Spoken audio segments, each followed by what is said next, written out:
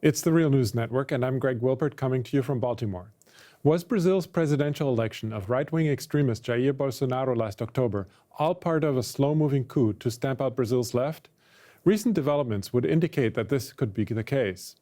It has been little over 3 weeks since Brazilians elected Jair Bolsonaro as their president, with 55% of the vote. Since then, Bolsonaro has appointed several generals to various ministries, such as those of transportation and of defense. He also appointed Judge Sergio Moro as his Minister of Justice. Moro is the judge who was behind the imprisonment of Lula da Silva, who at the time was the frontrunner in this year's presidential race. Last weekend, a high-ranking general of Brazil's military, General Vilas Boas, admitted in an interview to the newspaper Folha de Sao Paulo that he threatened Brazil's Supreme Court so that it would rule in favor of Lula's imprisonment. Joining me now to discuss Brazil's slow-moving coup is Brian Mier. Brian is an editor for the website Brazil Wire and also editor of the book Voices of the Brazilian Left. He joins us from Sao Paulo, Brazil. Thanks for being here again, Brian. Thanks, Greg. How are you? So let's start with this latest admission of General Vilas Boas, which I mentioned. What did he admit to exactly, and how did this lead to Lula's imprisonment? Well, on the eve of the Supreme Court decision, which ruled on whether Lula should be imprisoned or not, exceptionally, in a moment when his appeals were still going on, contrary to hundreds of other politicians who remained free and allowed to run for office in similar legal situations, on the eve of that decision, he made 2 threatening tweets to the Supreme Court, reminding them of their duties to not let impunity stand, and using kind of cloaked threatening language.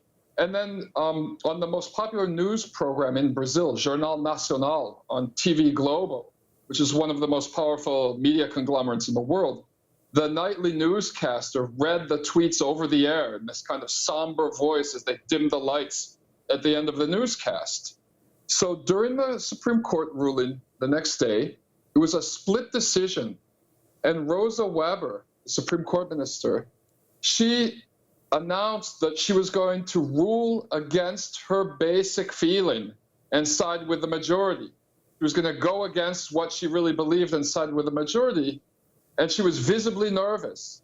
And so she appeared like she was afraid. And so in a split decision with a 1-vote majority, Lula was sent off to prison and remained running for office regardless, even from behind bars. And then during this period when he was announced he was going to run for president, another judge issued a habeas corpus to release Lula, and this guy, Sergio Moro, jumped out of his beach vacation, called up the federal police, called up the court, in Curitiba, and blocked Lula from being freed. Okay, and then 1 week before the election, he leaked incriminating evidence. It wasn't incriminating evidence, it was audio from a plea bargain testimony that had already been dismissed for not having any incriminating evidence against Fernando Haddad. He leaked that to Globo 1 week before the presidential election, and Haddad's popularity immediately dropped like 5 or 6 points. Okay, and apparently, according to Bolsonaro's vice president elect, General Hamilton Mourão, Bolsonaro's people had already met with Moro before he leaked that incriminating audio to the television networks. And so there's a sequence of events from the moment when the General Vilas Boas threatened the Supreme Court, which he now, as you mentioned, last Sunday, he gave an interview to Folha de Sao Paulo newspaper admitting that he threatened the Supreme Court, right? Since his threat, there have been a series of actions that Sergio Moro's been in the middle of, which hindered the PT party's candidacy for the presidency, not least of which was arresting the leading candidate. Even after Lula had been in jail for 2.5 months, he still had more than double the popularity in the polls as this neo-fascist, Jair Bolsonaro. So he was removed from running for office, and then Moro leaked information damaging Lula's successor's candidacy, who was, looking like he had a good chance of winning at that point. So we see a series of events. Yeah, go ahead, sorry. Yeah, I just wanted to focus exactly on what Moro's role in all of this is. I mean, he gladly now accepted Bolsonaro's offer to head up the Justice Ministry. And we actually have a clip here of him denying that he's being rewarded for imprisoning Lula. I know that some people previously interpreted my decision to accept the position of Justice Minister as a form of reward, which is absolutely wrong. My decision to prosecute former Brazilian President Lula da Silva was taken in 2017 without any perspective that then federal Congressman, President-elect of Brazil, Jair Bolsonaro, would become the President of Brazil. So what's your reaction to this claim that this wasn't a reward, considering all of the things that you already said about what he did? Okay, if that's true, then Nixon wasn't a crook, okay? Because he's not talking about the information that he illegally leaked to the TV stations in violation of Brazilian election law 1 week before the presidential elections. That helped Bolsonaro. The plea bargain testimony he leaked, why doesn't he talk about that? That's clear conflict of interest. I mean, it's not even just people on the left or the center left who are accusing him of this. The Economist, you know, which was founded by the man who invented the entire concept of the meritocracy, Herbert Spencer, has been a right-wing magazine for 150 years, has accused Moro of conflict of interest in this. Says it delegitimizes the entire process of the imprisonment of Lula. So it doesn't convince me, that's for sure. You know, and let's not forget that Curitiba is the city that had the largest Nazi rally outside of Europe in the 1930s. It's a very right-wing, very fascist city. So obviously he's very excited about working for an actual real-life fascist now. So now this slow-moving coup, as some call it, did not actually begin with Lula's imprisonment. Rather, one could say it began with the impeachment of Workers' Party President Dilma Rousseff 2 years ago. Would you agree with that? And if so, how? Just give us a rundown as to how that fits into this slow-moving coup. Well, I would say it really started in 2013 with the bus fare, the transportation fare protests that were very quickly manipulated on the social media by right-wing forces. And that this played into the election in 2014 when David Axelrod's former PR firm came down to work on social media strategies for Aécio Neves. And they built this platform promising to do the opposite of what the PT government was doing. Then when in 2015, economic sabotage started up against the economy to destabilize the economy in preparation for a coup, in the same way that the US government and ITT Corporation destabilized the economy of Chile in '73.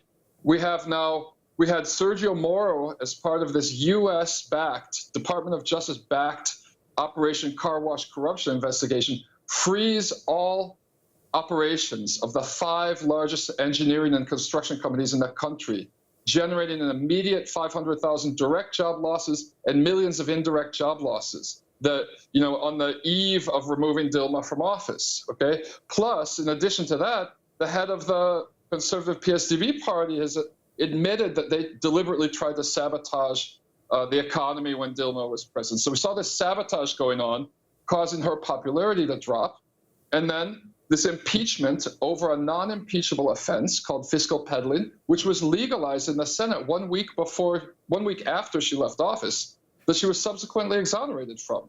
You know, in all of this time, the expanded American state, meaning the media, academic institutions, think tanks, driving away this whole point that Dilma Rousseff was somehow involved in petroleum company, Petrobras petroleum corruption, which was proven to not be the case at all.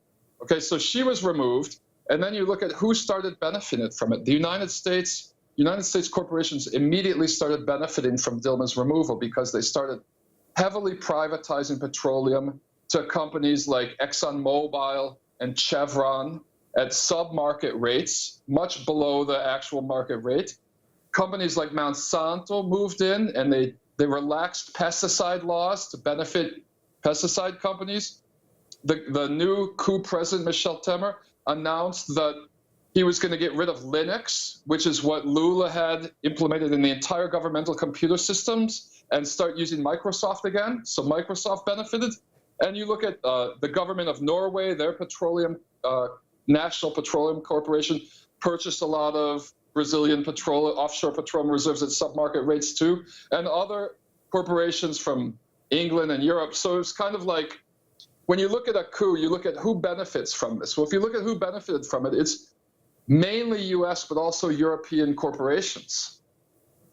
Well, I mean, this brings up the question of, who's behind all of this. I mean, it looks like a kind of a coherent or more or less coherent plan to impeach Rousseff and then accuse Lula of corruption and then basically enable Bolsonaro or some other right-wing candidate, didn't have to be him, I presume, to take the presidency. But this could also sound like a wild conspiracy theory. So, but it seems that Brazil's military is taking over more and more institutions. And Bolsonaro himself is a former military officer, and so is his vice president.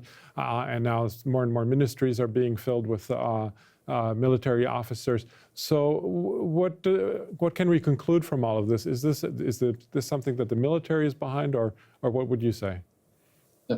Well, look, whenever you look at regime change, one of the problems with journalism, right, is it always tries to break everything into this binary either-or issue.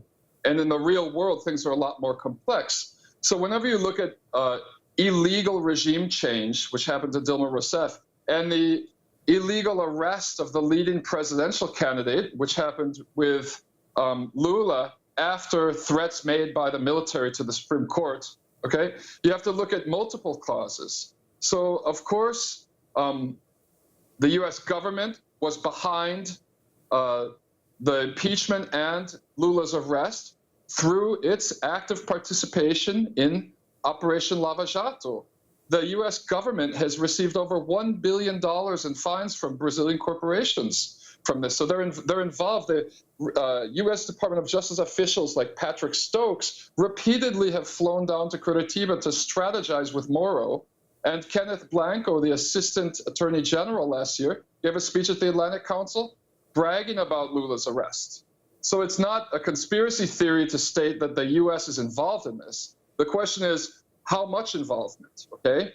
The Brazilian military is definitely flexing its muscles right now. They helped guarantee that Lula was removed from the race. And now we see a general as the vice president, a former captain as the president, and 3 generals coming in as ministers. Plus, we have a general named General Sergio Echegóin, whose father was a key actor in the military dictatorship, and whose grandfather was a key actor in the attempted coup against Getúlio Vargas, now overseeing 16 departments in the Brazilian government, including federal police and intelligence. In addition, the Brazilian military took over the security of the entire state of Rio de Janeiro, remembering that in 1964, the first state that the military occupied was also Rio de Janeiro. So we see that, there's the U.S. government, there's international corporations, the Brazilian military, and the Brazilian corporate sector are all benefiting from this so far. So is it a conspiracy to say that this isn't just a natural occurrence, that Brazilian's institutions are working fine, and Lula just did something he shouldn't, and that's why he's in jail as a political prisoner right now? I don't think so. I think what we're seeing is a massive transfer of Brazil's natural resources up to the north right now. Brazil's one of the richest countries in the world in terms of natural resources. If you look at its petroleum, its minerals, its gold, its fresh water, they're talking about privatizing the world's largest aquifer, the Guarani aquifer, to Coca-Cola right now. So we see that what's happened with it, we had a government in power for 13 years, which believed in maintaining a certain level of sovereignty and autonomy and a little bit of protection against exploitation from foreign corporations, taken down and replaced with a government that's just handing over everything to the corporations and to the U.S. and people in the North. And so they're the ones benefiting from it. It would be silly, looking at the 44 coups d'etats that the United States actually orchestrated between 1898 and 1994, it would be silly to not think that they were involved in this. It would be irresponsible. And this is why I hold a lot of so-called progressive writers in the North irresponsible when they when they have this kind of imperialist blind spot that they show in relation to what's going on down here. Is this the first coup that ever happened in Latin America in the last 100 years that the U.S. was not behind? I mean, it could be, but the odds are that it's not. Right. Well, that's a good point. But we're going to have to leave it there for now. I'm sure we'll get back to you again as more things come out. I was speaking to Brian Mier, editor of the website Brazil Wire. Thanks again, Brian, for having joined us today. Thanks, Greg. And thank you for joining the Real News Network.